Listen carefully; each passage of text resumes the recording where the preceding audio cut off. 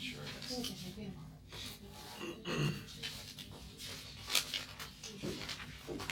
Okay, first graph is like this. This part and this part, the budget constraint for the buy one get one free. Okay.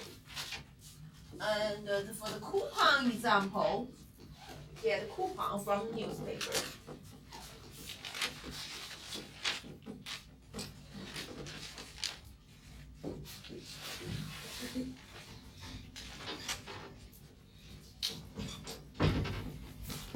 And this is the budget constraint.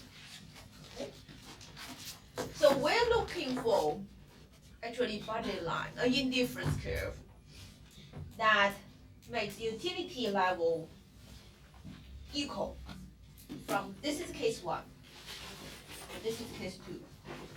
So we're looking for individual who is indifferent between this case and that case. That's where our problem is at, right? No, we wrote for one where case one was better than case two. No, Yep. No, equal. Case 3 was better than Yeah. Case 3 is better than case 2. It's equal than case 1. That's the case we're looking for, right? Yeah. Are you sure? Yeah. All right. So the difficulty is this part is now that first part, right? Okay. So after I spend a few minutes, I find that the only way that we can make a person indifferent between case 1 and case 2 is when this person's indifferent curve looks like this. Let me use blue one.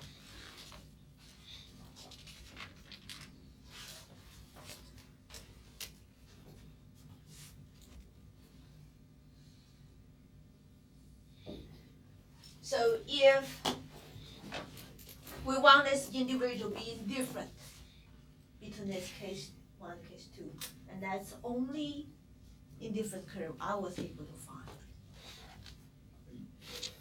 So basically this indifference curve looks like this, okay? And touches this right here. So when you utilize, when you have 2 cantaloupe and 1 pizza, and then you're going to have the same utility as if you consume 2 cantaloupe and 1 pizza. Okay, so graphically, okay, that is a valid graph. Okay, valid graph for the indifferent curve. However, it does not make any sense in reality, right? Mhm. So basically, when you increase the number of pizza, and when you have more pizza, your utility does not go up. So even though graphically we are able to find an indifferent curve that make these 2 cases indifferent, but in the real world, and actually it is not valid example. Okay, so the answer is we cannot find a real person in the real world that is indifferent between these 2 choices. Buy one get one free, and coupon. For any individual, that individual is always prefer to get a coupon or free pizza than this strategy of buy one get one free. And so I really think, if this graphing stuff is hard, but it's very powerful. Just by using the graph, we can know that, a coupon marketing strategy always bring a higher utility for the individual. The individual should always prefer that. And that's really, really powerful statement just based on the graph. Yeah. Because otherwise you may contemplate on, this may be better, that may be better, they may be exactly the same. But by using graph, we can be sure which one is definitely better. Okay? And next today we're going to do a couple more applications to show you how we can use this powerful graphical tool to answer the real life examples. So the next application, and I'm going to have, is also at the end of chapter problem. And in this problem, they have this. If you buy, don't remember every word of the questions, I will go to the.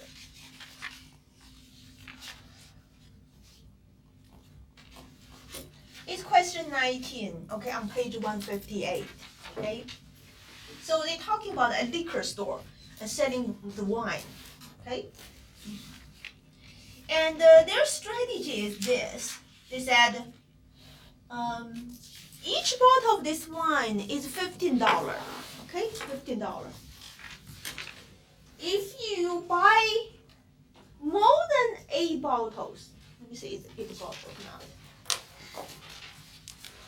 Yeah, if you buy more than 8 bottles, then extra bottle of the wine will cost $8 per bottle. You know, we see this kind of sales going on, you know, and this kind of marketing strategy in store, okay? If you buy 8 bottles or less than equal to 8 bottles, you're gonna pay $15 for each bottle. But if you buy more than 8 bottles and each extra bottle costs only $8, okay? Then the question is, how many bottles most consumers would consume? Would a consumer buy exactly 8 bottles?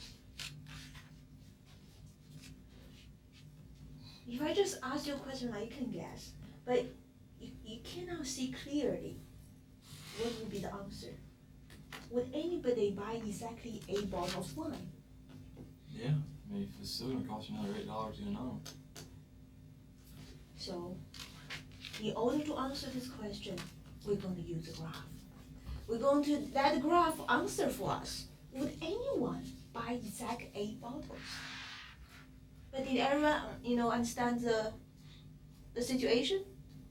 Did everyone hear the situation here? See the problem?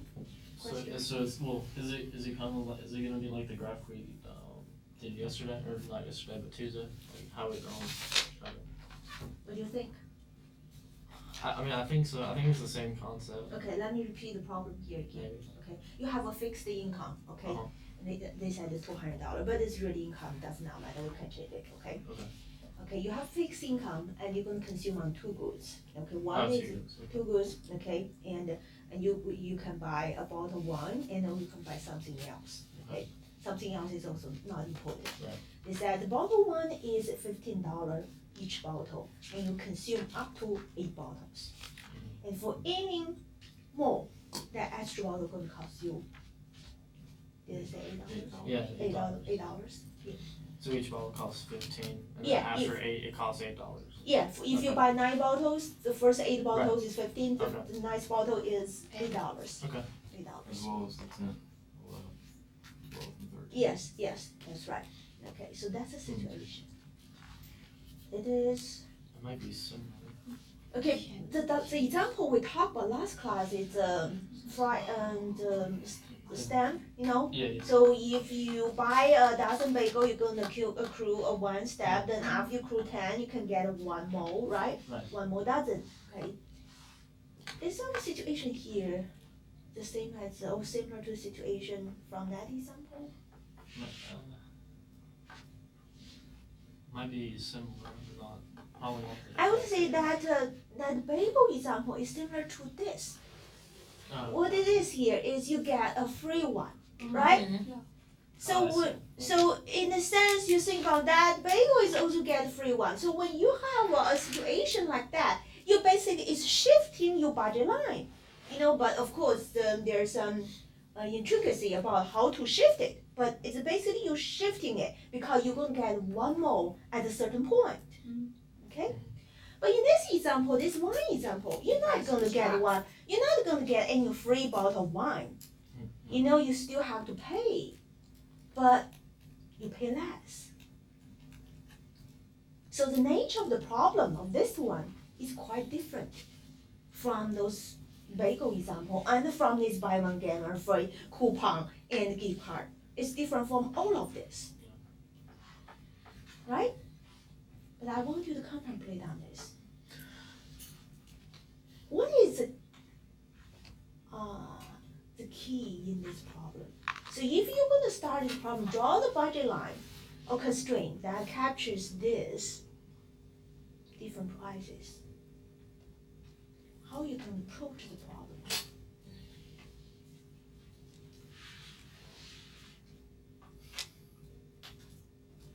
Those thinking is important. I think in this class, remembering is not important. I don't want you to remember everything. I want you to think. You know, that's what you're doing. Just think. Because, you know, someday you may have this situation, you need to decide how many to buy. Are you going to buy exactly that much? This theory, this example today we're going to talk about is going to help you make that decision. So how do you approach this? What's the nature of this problem if you analyze it, dissect this whole problem? Anything? The first bottle, you have the line like this. And after the 9th bottle, you have to change, like, because you already bought the 8th bottle before, so you know how much you're going to spend. And you have already total $200. So expect that 8th bottle wine, you have to change the line again. That's right. So for the first 8 bottles, you're gonna have a slope. What is slope equal to? What is slope of budget line? Anybody tell me now? What does it represent and what it is? How do we calculate the slope of budget line? X. Px divided by Py. Right. Okay, the price of good X divided by price of good Y, right? Okay.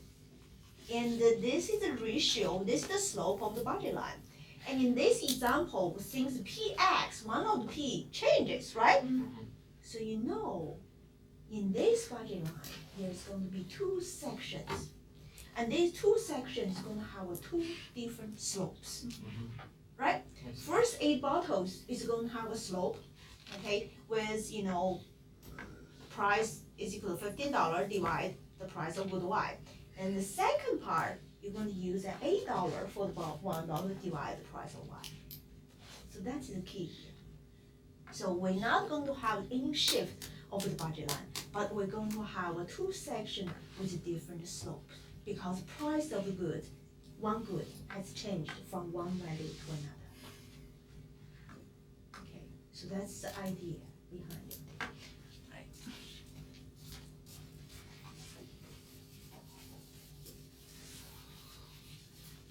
All right, so now I gave you some hint. Why don't you help me with this here? I'm gonna say this is the bottles of wine you buy. This is other goods.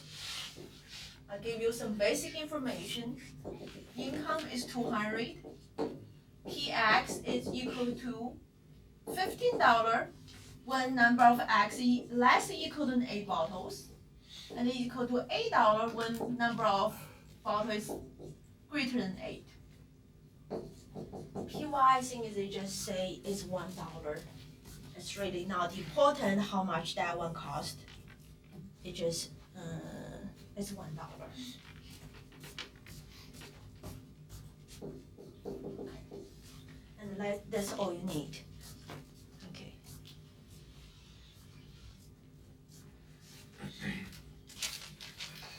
Try yourself on your notes. How do we draw these 2 sections of the budget line? Once I review the result, then critical thinking process is done. There's nothing. Try to think as much as you can in this class.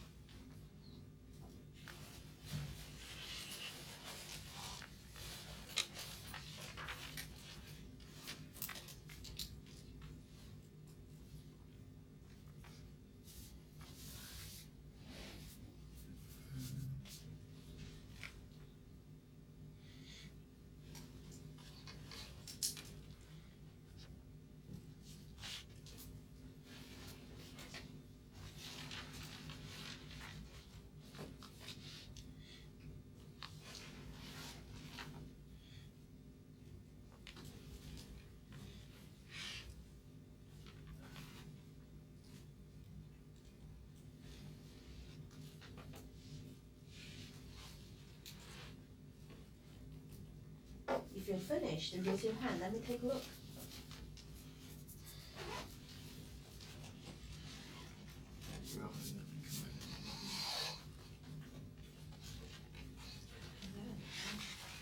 So they have to play with two lines and then it's shaded middle.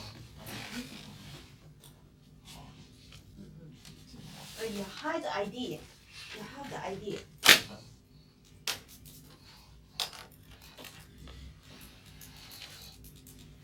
Make it accurate, maybe you will get It is better. I got it. Come the on. number accurate. Trying to make the graph accurate, the ratio is, Well, I see what you're saying. yeah. I got the numbers right. It's-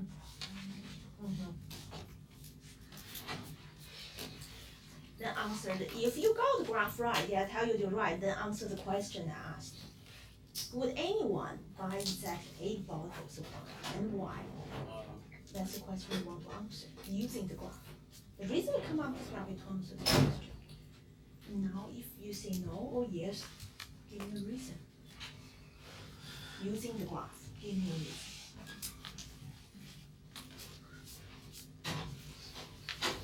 These are the hands-on stuff, because you have to cannot just wait for me to give you the answer. Then again, if I give you the answer, the learning part is not just, you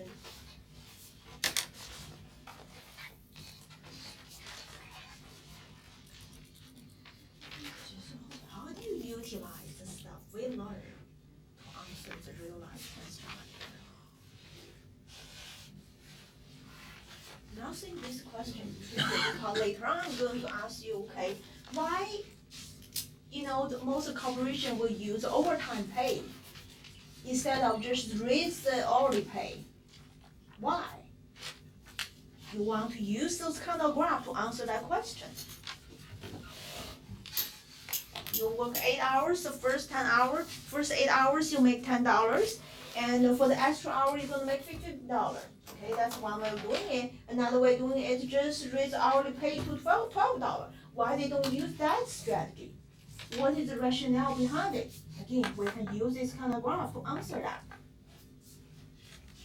I know why, but I don't know the reason, but I know how to explain from the graph. And that's what you want to do it. Yeah, that's it. That's good.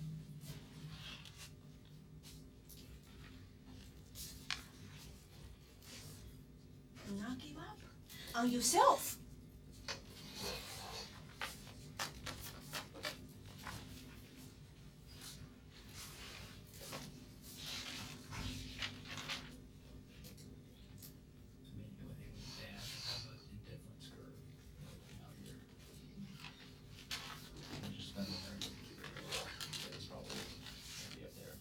I want you to think about this two slope. Which one is deeper? Which one is flatter?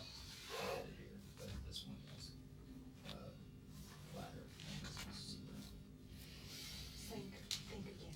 Which one is deeper? You got it?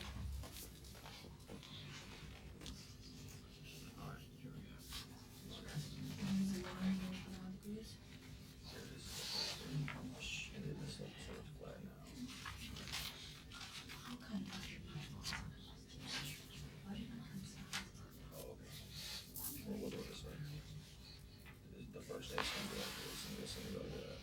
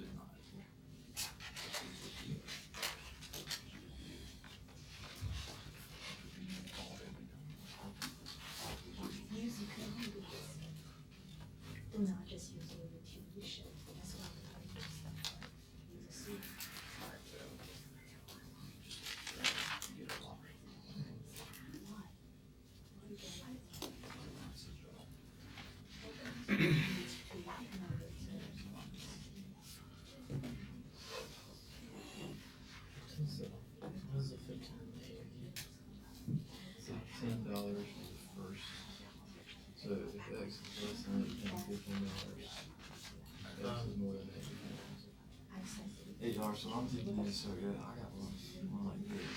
So that's the first bottle. So it's $15. 30. It's just going up and you're gonna hit 120. After you get 8 bottles at $15, $15. And then it's looking to go. Just up slightly. How many people have figured this out or partially figured this out? Raise your hand. Raise your hand if I said it right, you know. Some of you have figured out, but you don't want to raise your hand. Which one is the partially bigger? Okay, when we have a regular budget line, what are the points you need to figure out first? The point along the vertical axis, the point on the horizontal axis. Horizontal. The point along the horizontal and the point along the vertical axis. Both points you need to figure out first, right? And we just connect it, that's it. The same logic applies here. That's the most two crucial points you need to figure out. So go ahead and figure out here. So if you spend $100 on other goods, what's the point here? What? I'm gonna ask you. What was it?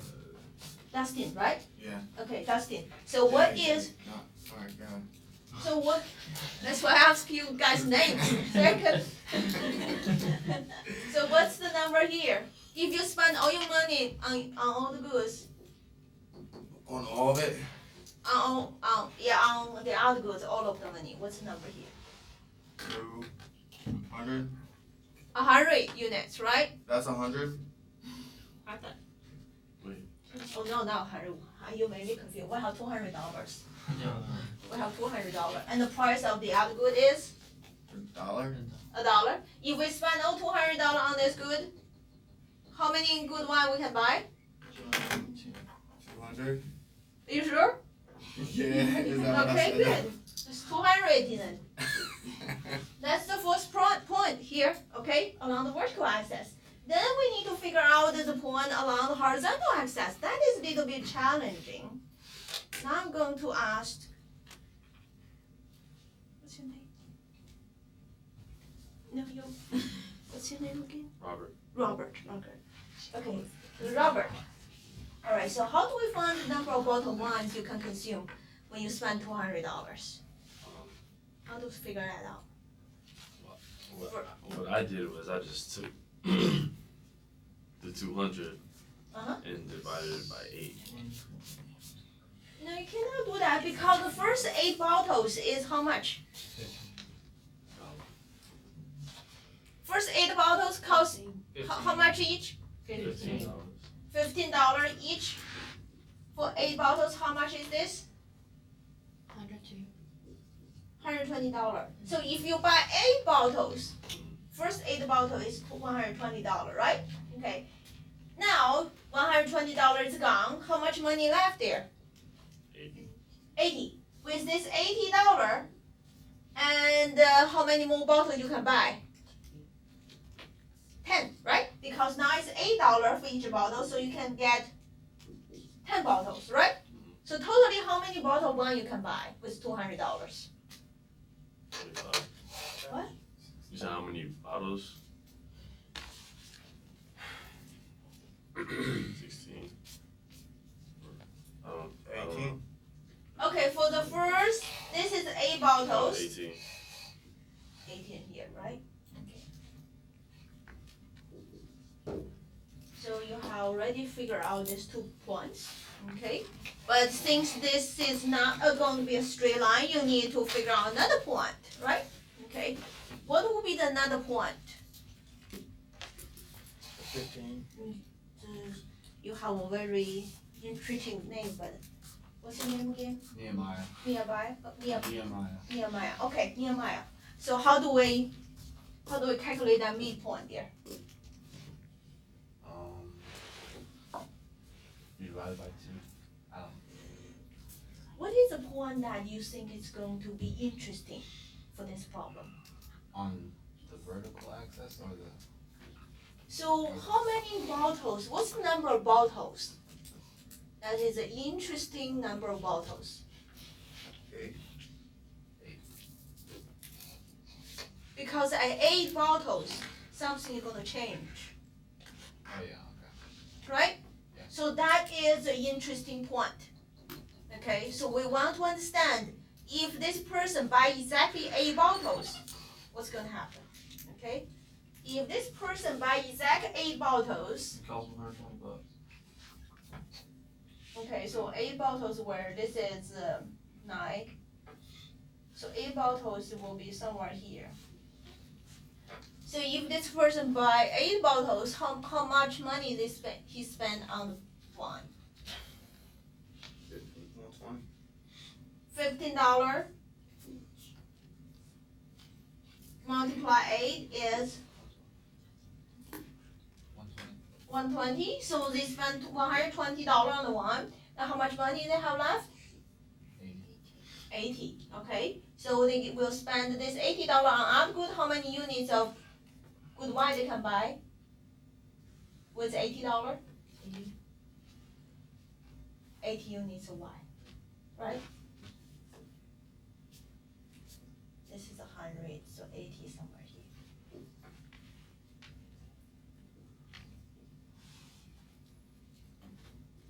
So in order to draw the budget line or budget constraint of this graph, that's the 3 point you need to find actually. I'm going to make it to this side a little bit more. Okay. Then next what you do, you're going to do this.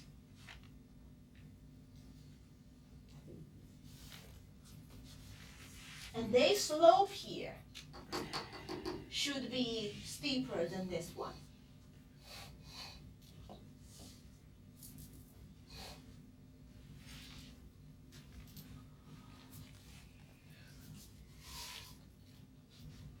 Do you guys get this far?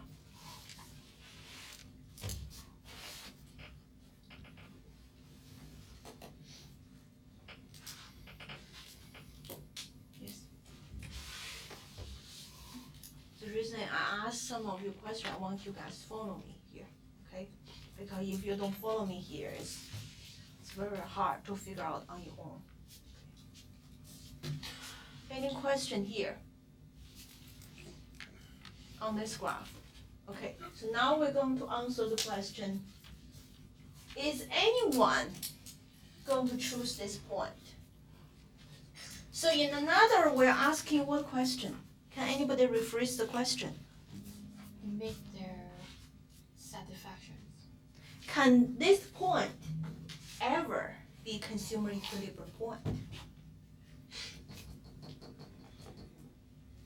We learned about the consumer equilibrium point, right? The point where you maximize utility. Can this point ever be consumer equilibrium point? Why? Why cannot be? If this is not consumer equilibrium point, then where is consumer equilibrium point?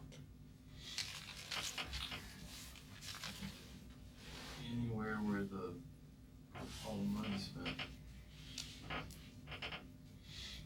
Would be on that the second part of the graph. Right here? No, well yeah. Right here.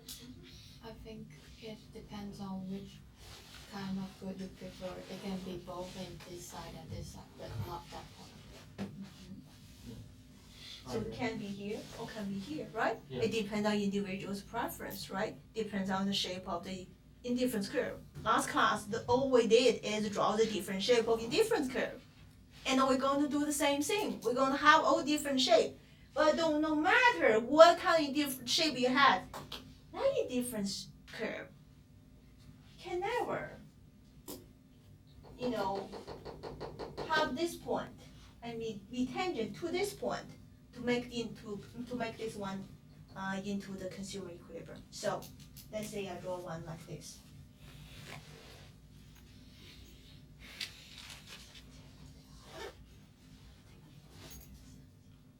Right? For this guy, this is the consumer equilibrium. Right? Okay? Or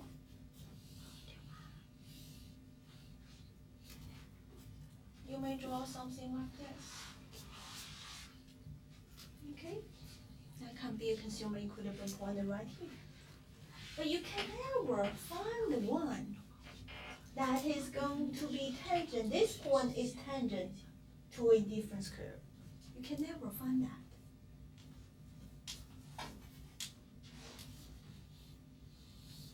If you want indifference curve touch this point, it's going to be look like this. A indifference curve touch this point is going to be like this. And if it's like this, then this is not highest indifference curve anyone can reach, right? Because you can go up to the more, then you're going to reach a higher level utility. Then again, you end up with this is your consumer equilibrium point. So you cannot find any individual where find this point is tangent to the indifference curve. So which means this cannot be the point where you maximize your utility. And in the real world, it makes sense, right? Why would you want to buy a bottle? If you really bottle lovers and you consume a lot of alcohol, it makes sense for you to go beyond a bottle, then because you're going to start enjoying the benefit of the lower price, right? And if you're not, one, lover, and then you just consume less, buy less, you don't need, because when you consume a bottle, you're not going to enjoy the benefit of the lower price. So if you're the lover, wine lover, you're going to go beyond that. You're going to buy more to enjoy the extra benefit. If you're not a wine lover, you're going to buy less. So you're never going to consume exactly 8 bottles. But the graph proved that intuition here. Okay. You found it? Do you think this question hard? It's hard? A little challenging. A little challenging? Yeah. Okay, good. So it's not too challenging, right? Okay. All right, so now I want to, since we just talked about this, I want to continue on with the real life example here. Just now I gave you the example of overtime pay and or the higher hourly wage. So I want you to use the graph, analyze that situation. Okay, why most of the corporations give overtime pay instead of using a higher hourly pay to make you work overtime. Okay, most of the companies do that. You work within 8 hours, you make this much. And if you work more than that, you're going to have a higher wage instead of using just higher hourly wage and for any hour work. Okay. But to answer that question, that example is very similar to this. That's why I want to continue on. Okay. I have to kind of show you something here. If I don't show you, you probably can figure out yourself as well. So far the graph we talk about is in the market, the goods market. So the consumer is a demander, and consumer decide how many goods to buy, right? Consumed. So this decision that we have been talking about, the decision on the consumption of the 2 goods, okay? And in the example I just talked to you about working for a company, how many hours you want to work for this company. This actually happened not in the goods market, it's in the labor market. In the labor market, you're not the demanders, you're supplier. You supply your laborers, right? Okay? But you still enjoy, we're still going to have the utility level here. Where's the utility come from? Okay? First, by working, you're going to have income, right? Okay? So you're going to enjoy, you're going to have utility that gained from higher income, right? And also another thing that to consider in this decision is leisure.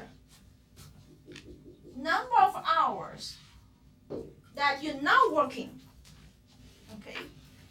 So in the decision of how many hours to work. Actually, you are deciding how many hours you're going to put into work and how many hours you're going to go into the leisure. Because both income and leisure will give utilities. So even though this is kind of different from the stuff we have been talking about, but the logic is exactly the same, okay? And you enjoy utility from both elements, okay? But there is a trade-off. If you want more leisure, you're gonna have less income. If you want to have more income, you're gonna have less leisure, okay? So the idea, the logic is exactly the same from the decision we have been talking about. So this is the decision in the labor market. Again, you can have an indifference curve. An indifference curve shows you the utility level is exactly the same. And for any individual, you have infinite number of indifference curve. As you move up the indifference curve, and utility level increases, right? You get everything the same. Okay. All right. So let's say we know we have 24 hours, right? Okay. Totally in 24 hours. Totally 24 hours. After I give you that information, immediately, what should you write down here? 24. 24, because that's the maximum amount of leisure that you can have, right? 24. And also, I'm telling you, okay, if there's no extra pay, there's no, overtime pay, and the hourly wage is $10 per hour. No overtime pay, okay? Just $10 per hour. Now what should you write down here? 240, right? Good. So if we have no extra element in the story,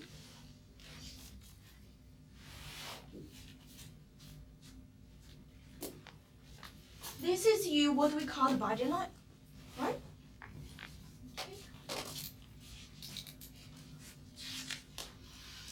So now I'm going to draw this particular person's indifference curve. I want to make sure. Okay. So let's suppose. So this is.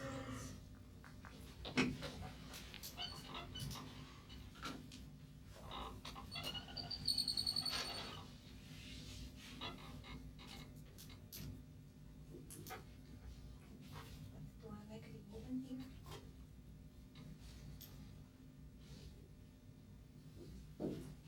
Okay, 8. Okay, so let's suppose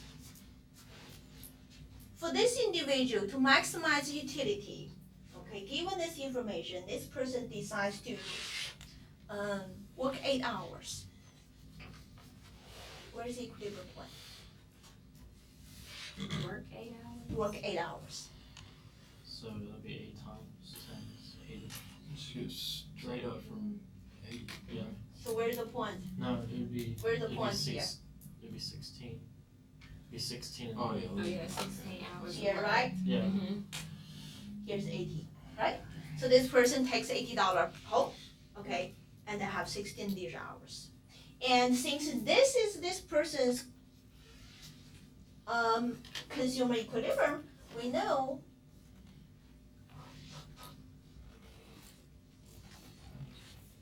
they should have an indifference curve like that, right? To be tangent at that point. Everybody agrees?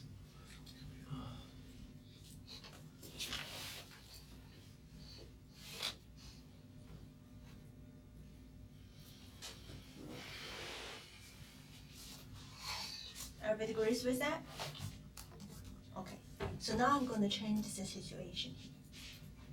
So this is what it's like, when you have no overtime pay.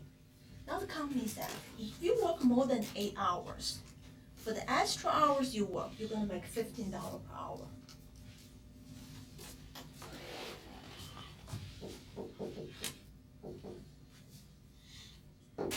If you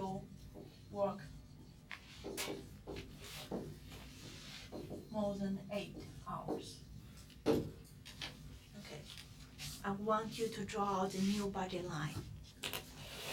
Take this into consideration.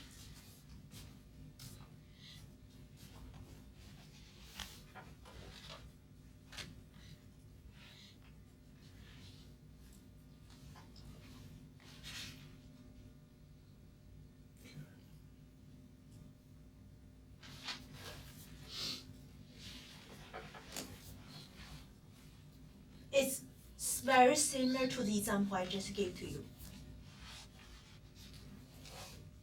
Basically, the price has changed.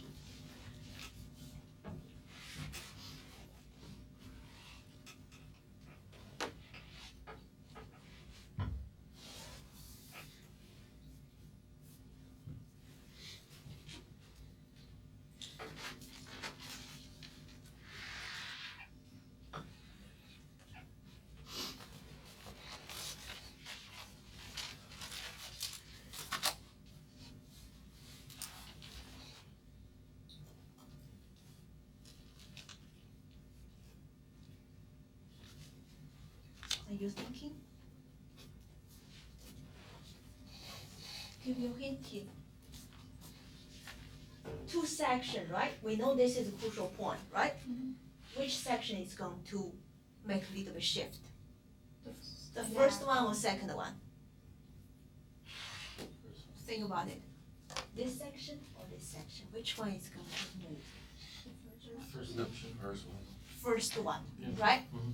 Because you're going to work Anymore. more, Yeah. so you're going to have less leisure, Right. less than 16 hours. Yes. So this remain the same, and this going to shift. And it's going to become steeper or flatter? This Steeper. Because now px is 15. So the ratio, the slope is going to be more, right? Is everyone with me? If you're not, you make sure you ask me.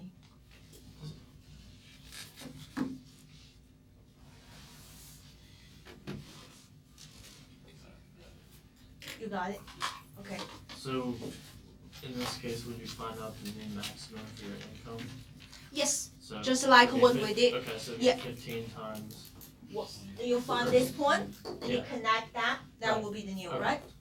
Would it be 15 times 16? No, it'd be 15 times. It'd be 15 24. times 16 plus 8 times 8. 8, 10 times 8. 10 times 8, yeah. It's Isn't it- 520. So you have, for the first 8 hours, you're going to make $10, right? And the next 16. And for the next 16 hours, Yeah. you're going to make $15 per hour, right? total So that's total is 80 plus, what's this? 240. 240? So eventually here is 320. Did you see that? No.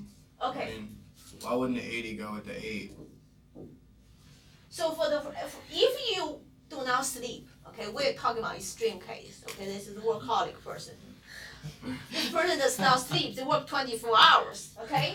And then for the first 8 hours, you're gonna make $10 each hour, 80, right? For the next 16 hours, he's gonna get overtime pay, right? It's $15 per hour.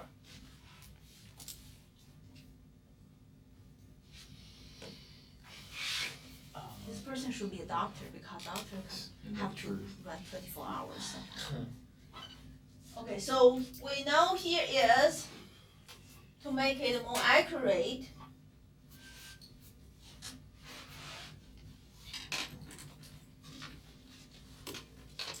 so somewhere here, right? Right. It's always hard to make the graph accurate and pretty.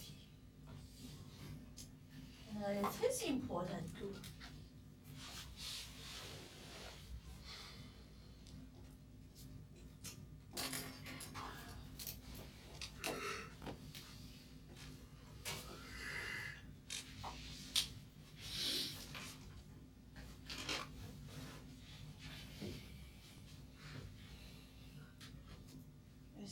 is slightly better than that. I just have to be happy with it. Alright, so again, we have a similar shape like in the one example, right? It's kinked, it has two different slopes. So now, I want you to find the indifference curve. That is tangent to this new budget line. But this indifference curve has to come from the same person where we draw this one, because we're talking about the same person, right? This person, reach this level utility when there's no overtime pay. That's what they choose. Okay? Now there's overtime pay. Now where he's gonna work? How many hours he's gonna work? Of course you're not gonna find the exact, but which area that point is located. Greater than 8. Huh? Greater than 8. So where's that consumer equilibrium point? Gonna be up that way from there. Yeah. Somewhere on that line. Why is that? It's gotta follow your, The point they crossed. isn't, The answer is right. The person is going to work more than 8 hours. So which means the consumer equilibrium point is going to be somewhere here, right? But why? Greater utility. Why? Why is greater utility? How can you show it to me it's greater utility? Not here. Not from here. The indifference curve and the line they have crossed together. Because this guy will never choose anything here. Hold on. Why? Come here. Yes. But I want to do this.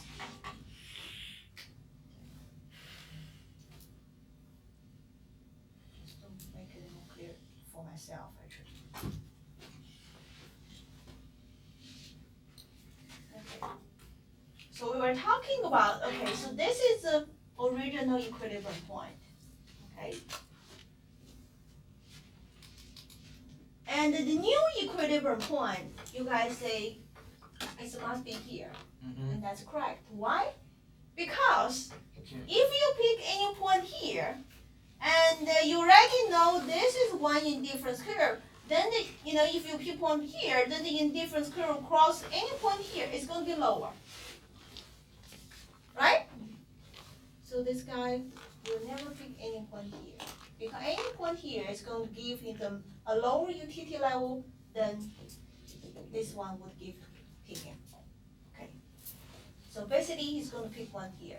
And if you draw another indifference curve, and this indifference curve actually can only tangent to this part of the line, cannot be tangent to this one.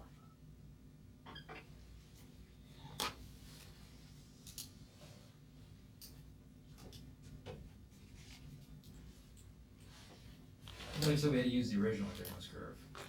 Why we have to use the original? Because we are talking about same person, we're not changing the person. But you made a new one. This is a different level utility. But Right. it's different. This guy is able to reach this level utility when there is overtime pay. So, okay, I don't know, alright. So what's the question? I thought you said we had to use the original difference curve and you made one. No. This is the indifference curve for one utility level. For any individual, you have many different levels of utility, right? And you want to reach the highest as possible. When you do not have overtime pay, and this is the highest you can reach, this Right. you want. And when you have overtime pay, and you can reach this one now, you too. Right. And this one will be tangent to this section only. Okay. So you can tell here, you're gonna have less leader and you're going to make more money. Okay. But this does not answer our question really. The question I asked is why the corporation will use this strategy instead of just raise the hourly pay overall. Instead of have these two different prices, just overall just raise the price. Let's see, what the price they use in book. I want to copy that.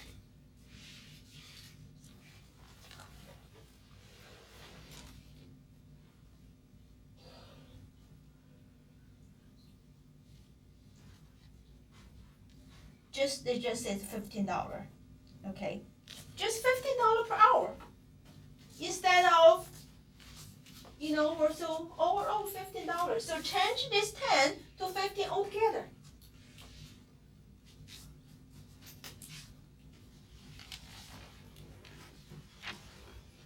In this class, you have to follow my logic very, very closely. Because every step there takes a lot of thinking. So right now, the corporation said, I'm just going to raise the wage rate to $15 altogether. Either you work 1 hour, 2 hour, or 8 hour, you're going to get $15 per hour. Why they wouldn't do that? Increase the cost of them. Okay, you cannot answer the question right now. You have to use graph. Use a graph to answer it for you. So if this change to the 15 altogether, how do we change all this stuff? Blue line. Because the person's decision is going to be different, right? So I should have more different colors stuff. When the blue line, you go straight all the way down through the same slope. So now we're not going to have two sections. We're just going to have one line, right? Right. And does this point change? Yes. No. But your vertical point would be 360, right? Yeah. This doesn't know. You still have 24 maximum hours, right? Okay. But this one is going to change. If you work 24 hours, making $15 per hour, how much is it? 360. 360. So your plus 40 is right here. So you're going to connect this. Hope you can make this. Good. Okay, so this is now your new budget line. So your workers don't have to work as much to meet a certain utility. That's correct. The intuition is correct. But again, let's use graph to prove of intuition. Okay. So with this new budget line, then again, to see where the worker is going to choose, we have to have the indifference curve again, right? For the same individual. So we have individual, again, we're talking about the same individual. You cannot change the person, okay? Let's say this individual is just me, okay? This U1 represent the level utility, U2 represent level utility. Now you're going to find another level utility that's going to be tangent to this new budget line. Where is it going to be? Where is the tangent going to be, and why?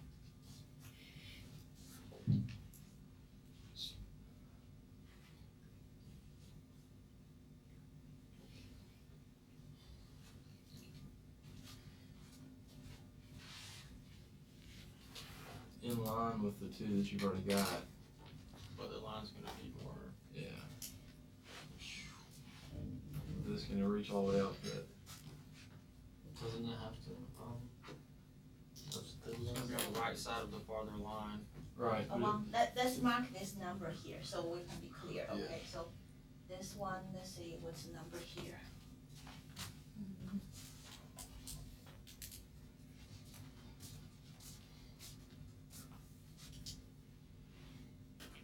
This is 16. I don't need this number here. This is 11 here. And this is 155.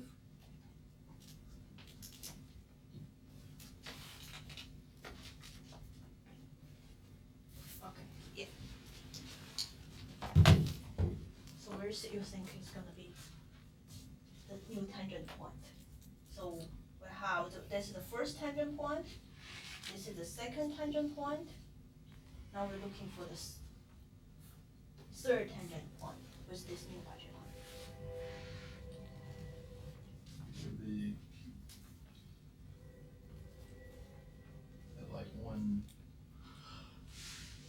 160-ish up, and then like maybe. To be higher than this, right? Yeah, just a little bit, maybe a little bit lower than It's 16. more intuitive, right? It's intuitive, if this, we should have more income, right? Yep. And here? Yep. So actually it's somewhere.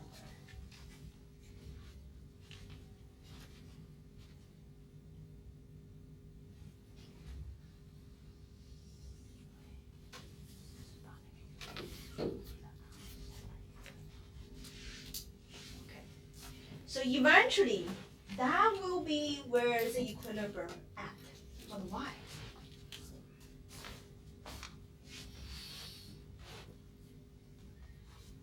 So if you look at this point here, you're going to have more leisure or less leisure compared with the second equilibrium point, the overtime pay. More leisure. More leisure, right?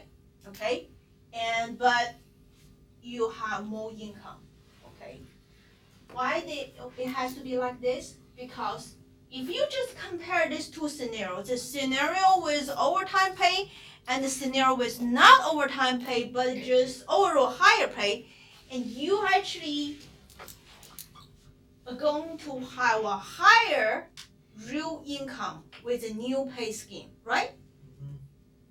Okay, you have one scheme that just overtime pay, higher overtime pay. The second scenario is you're gonna have higher pay, for every hour you're gonna work. So compare these two scenarios. In a sense, you are having a higher real income. When you have a higher real income, consider this good here. The money and leisure both a normal good. What is a normal good? Normal good is good that when you have a higher income and you want to consume more. Okay? So because the second scheme gives you higher real income in a sense, and you will have more on both goods. You will consume more both goods. So your pay is going to be higher, and your overall leisure is going to be less.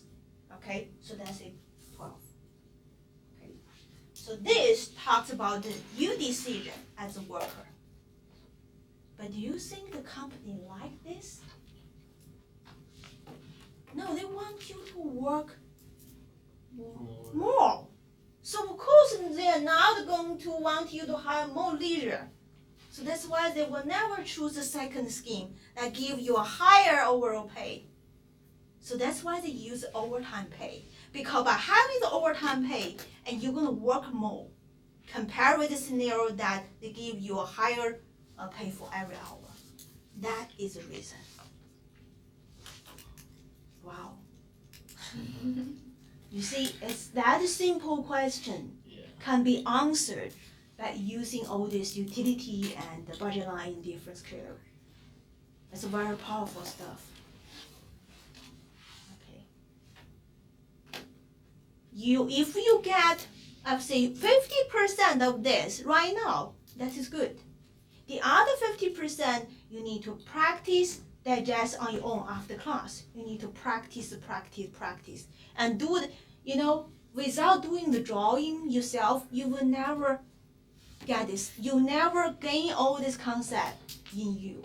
Okay? You sit here, you understand everything I do here. That means you only get 30%. The other 70% can only get if you practice, you draw yourself. Then that becomes part of you, the knowledge and understanding. Okay? So do not think, I understand everything, I can do it on the exam. No, you can't. You have to practice, and until someday that you can stand here and do this and teach others, then that concept is yours. Okay.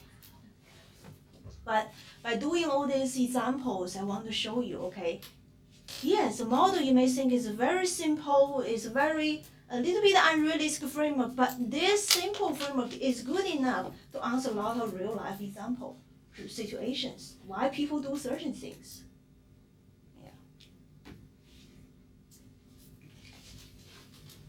Alright, so this is a very crucial example I want to talk about. So we have a few more minutes. So any question here? Anything you want me to go over? I mean, this is very challenging stuff.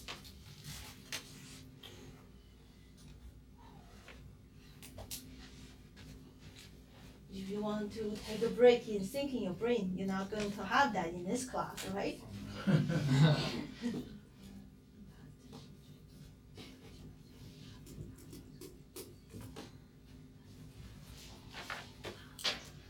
It's very, very important for you to practice on your home. It's very, okay. I may put the same question on the exam, If you don't practice, you're still not going to practice until this stuff becomes yours. In this chapter, we have there's one more concept. Okay, actually not one more, two more concepts. I don't think I can finish today. I still have to use Tuesday next week. Okay. So let me do the introduce this concept here. Actually, this is related to what we talked about here.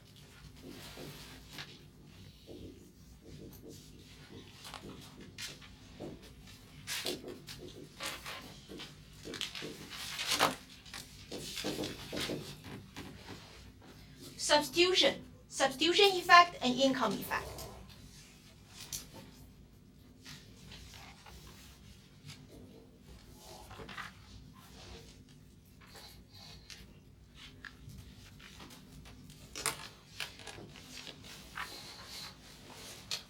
If you look at the graph we did, I gave you 3 equilibrium points for different 3 budget constraints, right? Okay.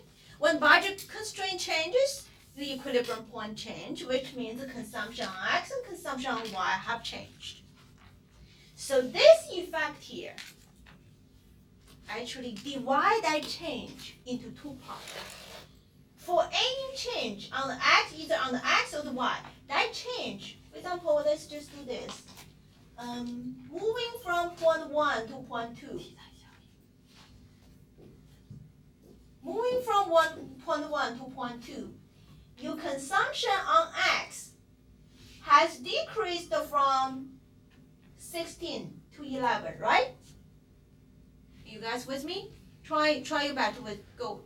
When you move from equilibrium 1 to equilibrium 2, your consumption on X changes from 16 to 11. So the change is decreased by 5 units. That is the change on X, right?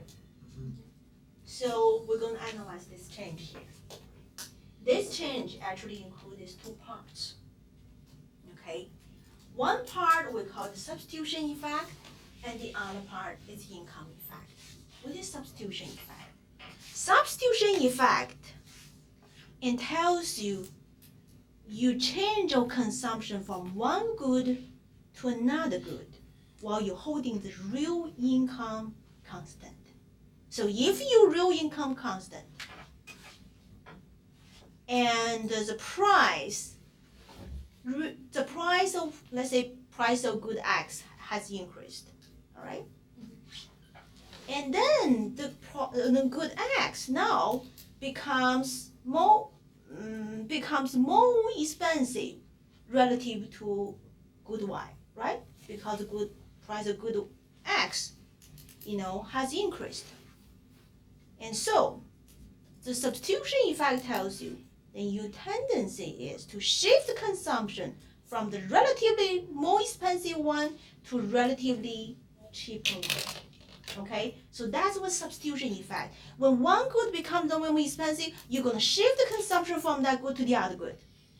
Okay, so that's substitution effect. But you have to, when we talk about this effect, you have to holding the real income constant.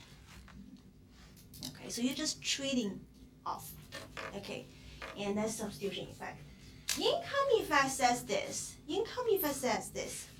If your real income has increased, then your tendency is to consume more on both.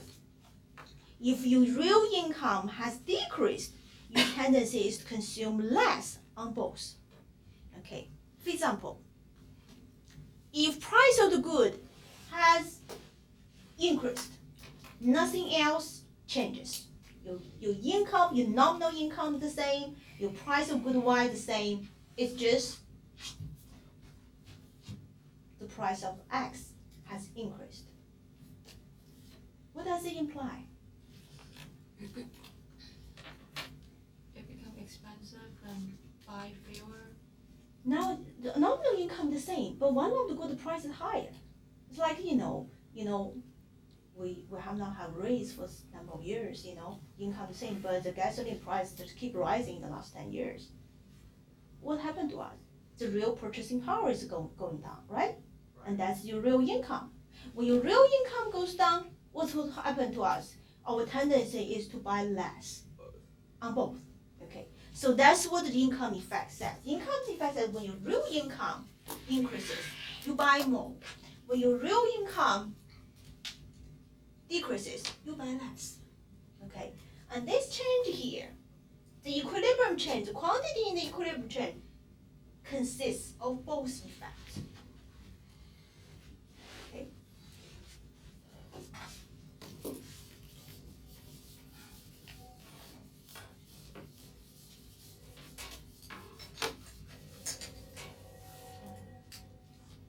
I can't finish the graph. Okay, so more graph here, okay?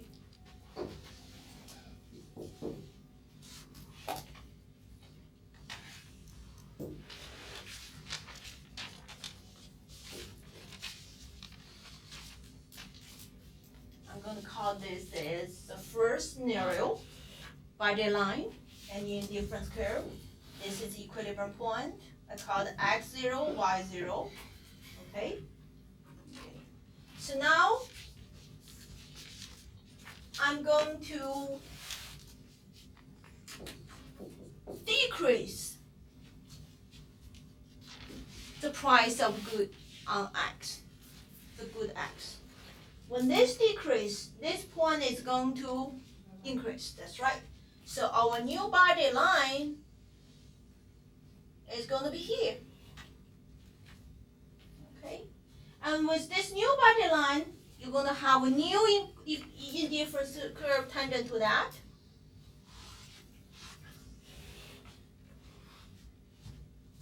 And let's suppose this is the situation. And this is a new indifference curve, new equilibrium point. It's quite close. Actually. Y1, this is X1.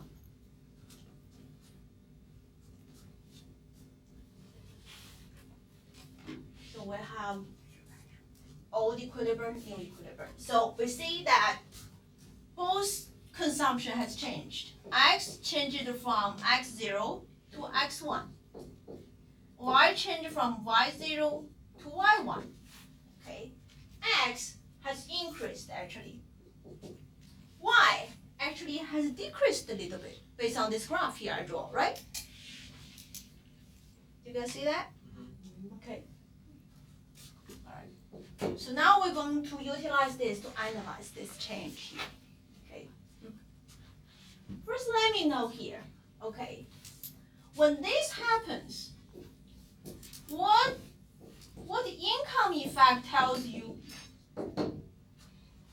When this happens, you know, by applying the income effect, what's going to happen? When PX decreases, what's happened to the real income? Real income. Goes up. Everything the same. One of the good price goes down. Your purchasing power is higher, Goes right? up. Right. So your real income goes up. When the real income goes up, your tendency is to what? Buy more. So your tendency is increase both. Right? One of the good price goes down, your real income is higher, and your tendency. So income effect, when this happens, income effect push both X, Y up. Okay? Well, let's look at substitution effect.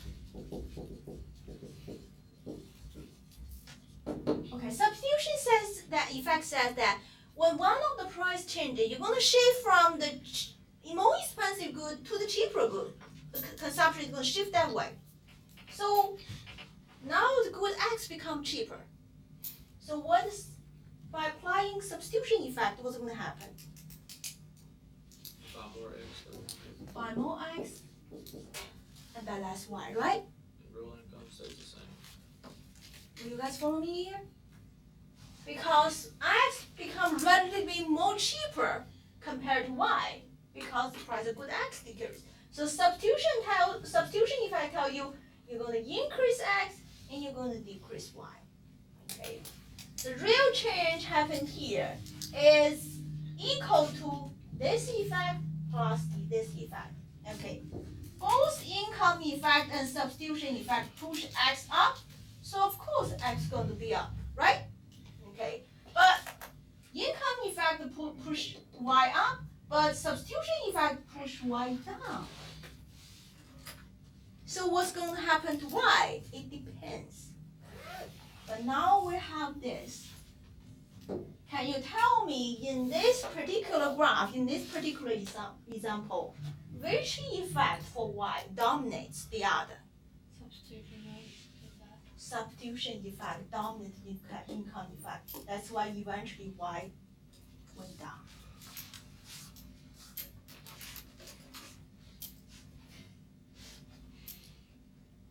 So for equilibrium change, it consists to these two effects. It's the sum of these two effects. And if both effects push the change in the same direction, then you're sure what's going to happen to x. But if these two effects push the change in the opposite direction, then that's the real, outcome depends. Okay, and for this outcome, I just draw here, and the substitution effect dominant. So this decrease here is going to be higher than this increase, so eventually y decreases.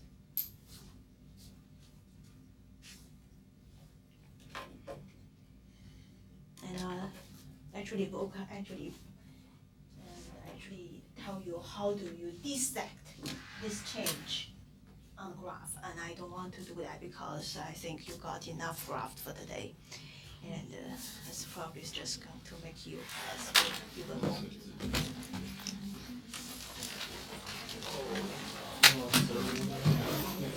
Practice, do not wait. Okay, practice after you go home, alright? And all the homework's posted here. And then, it's now this week, it's now next week. It's the week after next week, Tuesday, okay? September 12th.